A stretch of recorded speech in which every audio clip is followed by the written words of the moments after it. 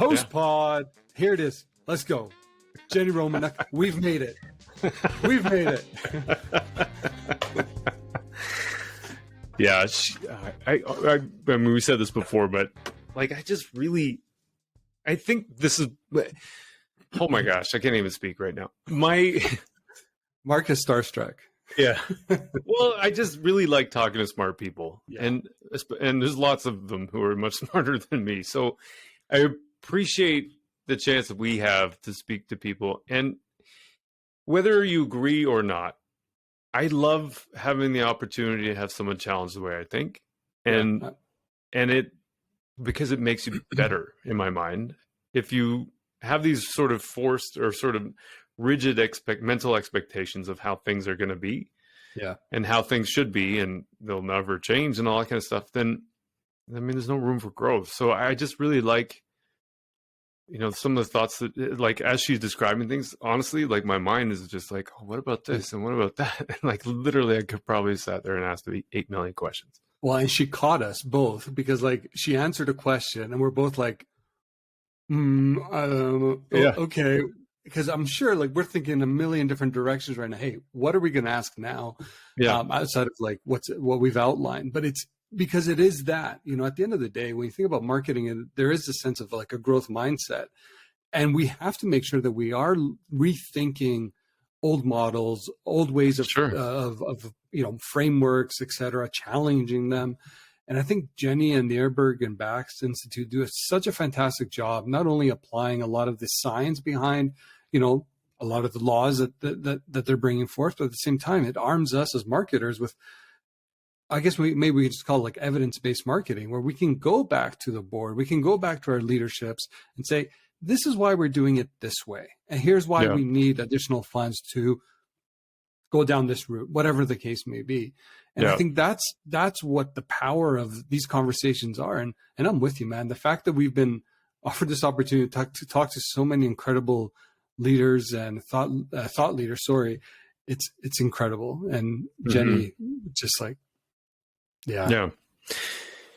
And I mean, there's just all these assumptions, especially in marketing, partly because it's so young of a discipline, I would say. And so not to fault marketing, but like, science has gone through centuries of like bloodletting, right? Like, that was the thing for a while there for medical people, and which turned out to not be so good after all. And so, like, the funnel as an example, there's a guy named, I think the guy who invented it was Elias St. Elmo Lewis in 1898. I'm weird. I look up things like this because things are invented, and like, at one point it didn't exist, and then some point it did. And so it was literally from like 1898, or at least that's what Wikipedia says. So you got to wonder, like, why did he invent it? What was it for? What was the original intent? Did people really buy that way? We remember talking to Roger Martin. He was talking about how ideas die hard. It was not, that's not his words, those are mine. But, like the evolution of science, there was some article that I would have to go back and find the article linked to. But people hold on to these ideas for long periods of time. And some of them catch fire and then become the accepted norm, even though they might be wrong. And so Jenni's comment about the funnel, like, why not look at it again? Like, it might be useful, but is it really that useful? Is it as helpful as we think it is? Or do we just kind of blindly depend on it because that's what everyone else does? I think it's the latter. Again, what it comes down, when I think about the funnel and the purpose that it serves, is to kind of visualize the different steps in the purchase of a product, right? Or a service, right? So it's just a very linear, and I love the analogy. I don't know, I could, inside my head, as she was kind of, I'm walking through like the awareness door now. And, it poked fun in the fact that, it isn't linear. And I don't think I still haven't seen something yet today that maybe builds in all the nuances that, what today's consumer is actually faced with if you think about like all the intersections of ads, of information overload, all these things that are kind of constantly forcing us. it's hard to kind of compartmentalize and say, okay, well, this is what the new ADA model looks like, or whatever it may be. But I even struggle with it in the context that when you're trying to communicate that, while it's very simple to communicate it, say, to a C-level suite or executive leadership, the problem is like the functions of marketing are still blurred within those steps. Right. And I think that's where we don't do it justice, not the funnel itself, but the discipline of marketing, you know, and I think that's the problem here is like, then, you know, the biggest part is awareness. Well, okay, define awareness though. What is awareness? Isn't a programmatic ad awareness? Just because the medium that was bought through it and the targeting that you're applying to it is not? No, it's awareness. But all too often that becomes now it's, no, push that down to the bottom. That's like, you know, purchase intent. You're doing different models behind that to target someone specific. I would argue that's still awareness though. I don't know. I'm going off on a little tangent here, but like, yeah, I mean, you and I've had this conversation a bunch, but it's a fun one to have again, because I think this is really, it's a good, we should at some point, we've got to do this, V, about intent. Like, I think that would be great. yeah. So taking that example, like just because you get best case scenario, let's say you're running a search ad, let's do branded keywords. Do it. Right? Yeah. Maybe 20-25% click-through rate. Maybe. Right? Like that unbelievable click-through rate. Right. Most other search ads are going to be around somewhere in the 3 to 5% range. Yep. Most other digital ads are going to be, if you optimize for clicks, 1%, right? If you're lucky. Yeah. So even in the best case scenario where you've got branded search keywords and you got a 23% click-through rate, I'm going to say 25, you still have 75% that don't click. Yeah. So it's showing up. So is that not awareness, even though they're not clicking? You know what I mean? 100%. 100%. So, like it's hard to say the platform is the deliverable. I think my takeaway from Jenni is like that you have something inside of the consumer's brain or the potential prospect or the prospect's brain, not even a current buyer, but a prospect's brain. Yeah. That's what we have to understand. Totally. And that's where it comes back. Like when we think about like your brand health trackers, what are you actually measuring and how often you're measuring it? That is essentially your what's the right word here? I don't know, the recipe, if you will, but it is actually what you can use to defend the discipline that you represent. Without it, then you are the coloring department. But there's an opportunity here. It's like, hey, let's talk about net promoter score. I'm not going to talk about the outliers and why maybe it's not perfect and whatnot. It is a metric though. Share of voice, share of search, brand reputation, all these things. Start tracking them because you can then attribute systemically different points in time and how maybe spend or a new campaign or a rebrand affected a lot of those metrics. And then you can take that and say, hey, so here's what we can tell you from the brand side. Now, the problem that I have is like you have the performance marketers on the one hand, and you have, you know, the brand marketers on the other. They're all kind of pulling in their own direction, in their separate directions versus kind of thinking about it holistically as one. I would argue that your brand health trackers and your metrics are also byproducts of your performance marketing efforts as well. They're not what's the right word here? They're not mutually exclusive. Yeah. They all play into this. Sure. And that's how you unify this under one kind of idea of marketing. So going back to that branded search keywords. Yeah. So if I'm getting what you're saying correctly, like that, those branded search keywords, you're buying that based on, you can optimize for max CPC, right? Yeah. Let's say, so because I'm buying it for max CPC, I'm arbitrarily claiming that from a perspective of performance marketing. Exactly. Because I'm getting traffic from it and it's measurable traffic and, you know, assuming you have 100% attribution and all that kind of stuff. Yeah. And so you're discrediting the impact of that for any brand building because you're saying, no, I'm arbitrarily saying this is performance marketing because I'm using paid search and therefore paid search is, Yeah, and paid search is the tool for performance marketing, not for brand building. Exactly. Yeah. But That's dumb. It is dumb. It is dumb. Why do organizations insist on keeping these two disciplines separate? I don't know. Yeah. They're not separate. Yeah. Yeah. I mean, they have to be, because, I mean, the consumer, nobody goes through life thinking, oh, this brand, I remember seeing this brand specifically on this. I can't even remember. Yeah. Like, I try and be accurate. This is a funny one that I catch myself doing all the time. I try and be accurate when I tell people I sent you a text or a WhatsApp message or on InMail or on Instagram DM or whatever, or an email. And I'm like, and eventually I'm just like, fuck it. I can't even be bothered to like, I send you a note. Like, I feel like I'm cheating myself by saying, like, I'm not really paying attention, especially then that's just for me because I have a weird idiosyncrasy, but then seeing these messages from brands, like there's so many messages that I'm saying, and it, like, I don't differentiate. No. I'll often say in surveys, like, I paid search because that was a little thing that, popped up maybe last in my mind, or I was in the hunt for something. And so it shows up. But yeah, like there's an attribution mislabeling, I think, that's happening. Yeah. And I know we're picking on search here, but like, that's more of a behavioral output that we've been trained to do now. Like the first thing that we will think of, we were prompted by something on our desks, in an image, in an email, or a thought from a conversation. We immediately just, naturally go to, say, Google. You open up that search window and you start typing.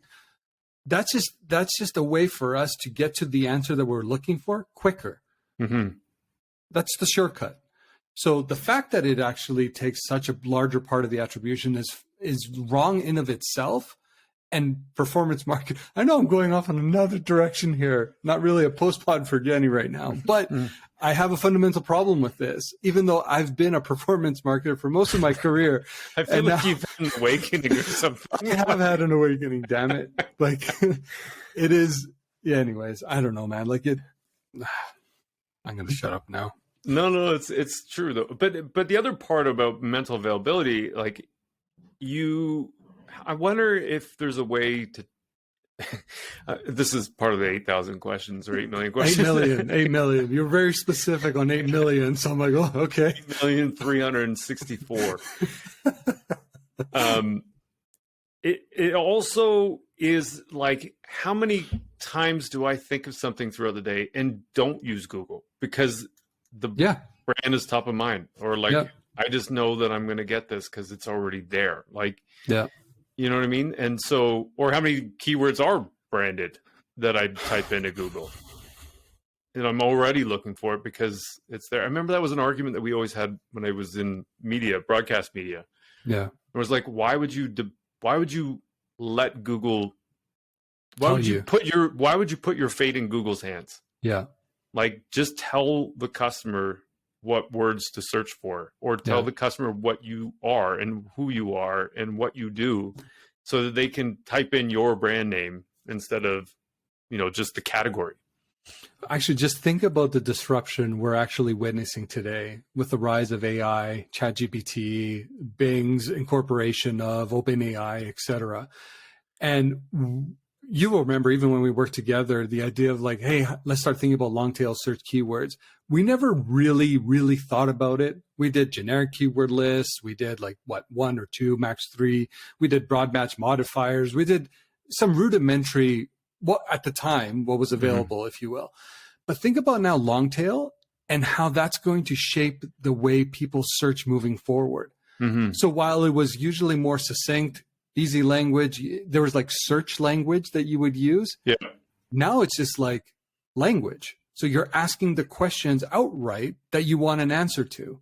That's going to change not only how search is going to work, but it's also going to change on what bidding strategies look like later, as Google kind of like accelerates and looks to build on this as well. But anyways, that's neither here or there right now. But it's just, for me, it's fascinating. Like how long we've been practicing digital marketing. 12 years for me, almost 15 maybe, how much that's going to change now moving forward because of AI. Mm-hmm. I don't know. I just come back to Jenni again. Like there's the mantra that she talked about, the designing for the category. That was a bit of an aha for me. Like I thought that was a great. Yeah, I love that mantra. The idea, yeah, design for the category, analyze for the buyer, report for their brand. Maybe actually it was just before then, but the category buyers are all pretty uniform. Yeah, was from one brand to another. Was like I had never really.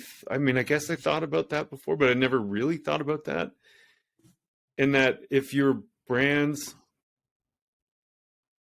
makeup of customers doesn't reflect the category, then there's like an interesting opportunity for you to think about expanding, and it would be a strategic choice whether you say, like, why do we not capture a reflection of the category buyers? Instead, we've got like just, I don't know, these 35-year-old women that look like the Sally profile we created or something else. Yeah. You know what I mean? And so that's kind of an interesting thing, because if there's a category of people that are buying the services and products you've got, and you're intentionally omitting some of them, it's interesting thinking about why. I'm with you. No, I'm with you. And then I love the analyze for the buyer, because then it puts back, at the center of all this is exactly it's the consumer. So it's the consumer's voice. So then analyze for, as you're built or designed for your category, then you're analyzing essentially for what the buyer wants, what they need. So that can help inform like product development and a lot of these other things as well. And then report for the brand, for me, it's like, that's what the consumer sees anyways. Not what we see internally, all the different elements, it's consumer facing. So I think it's a very simple mantra that can be followed and can be applied across, I would even say organizationally. Like, this isn't just marketing here. No, and I know she alluded to it at the end, but physical availability falls into place with better brand health. And I think, that's, if you traditionally think of physical availability as, say, an operations team or a real estate team, maybe that it has an influence over that. Yeah. You can influence your brand metrics just by, if you're a retailer, let's say, putting up more stores, or if you're in digital and you've got an e-com space, finding more affiliates, or exactly putting up more search ads, or whatever the case is. Like, I think it changes how you, like I'm saying physical availability, even though some of those things are digital, but they're the same following. In my mind. Yeah, I'm following. But there's things you can change and influence from a physical availability that do. I'm sure that's part of the book. I'm excited to read it, but I'm sure that's part of the impact of that brand health metric. Yeah. I think the net of this is like, everyone make sure you have a long, hard look at what that checklist looks like, or what your health tracker looks like. Mm-hmm. Decide, she brought up that great example of like brand rejection. It's like, yeah, follow that. Do you need to measure it at every turn? Probably not. Mm-hmm. But it is another great one that, you may need to be mindful of if you've, for example, changed the label, or you've done a rebrand, or you had a huge investment on marketing dollars. You want to see what the output did. Rejection go up? Did it go down? It's just all of these things together help guide, the insights that you may need to take action on subsequently. So I don't know, like, she brought in, maybe this was before we were recording, but she said, she was having this discussion with, I think it was the Mars CMO. Oh, I think she talked about that here. Yeah. Yeah. So if it was on the pod, but everyone would have heard it. But it was interesting that they focused on the fact that at the time they made the decision that we're just going to cut it, because, the amount of time we're all in here and we're not getting any actionable insights. That's unfortunate, because you would have anticipated that there would have been more insights coming out of, those brand health studies and whatnot. But I think it's a fundamental part of the way you're reporting your discipline. Mm-hmm. Yeah. And to her point too, like, I mean, it could just be that your brand metrics are recording and reporting on the same thing, just in multiple different ways. Exactly. right? Like his, preference really that different from love or loyalty or a high NPS score. Like, they may be intended to be in different places of the buyer's journey, but are they really saying anything different? No, exactly. Yeah. Interesting. Another great one, man. Yeah, that was really good. We went on a little tangent there, a little tear. We did. Sorry, listeners. Hope you can still follow the logic somewhere in there. Jesus. Just the things that just pop in your mind at some point. You're like, you know what? Now's the time I'm going to talk about it. Damn it. Give me my soapbox. I need that soapbox. Yeah, right, this is another good one. Yeah, man. Thanks, V. This was great. Yeah, buddy, this was awesome. Yeah. All right. Adieu. All right. Adieu. Ciao. Ciao, ciao.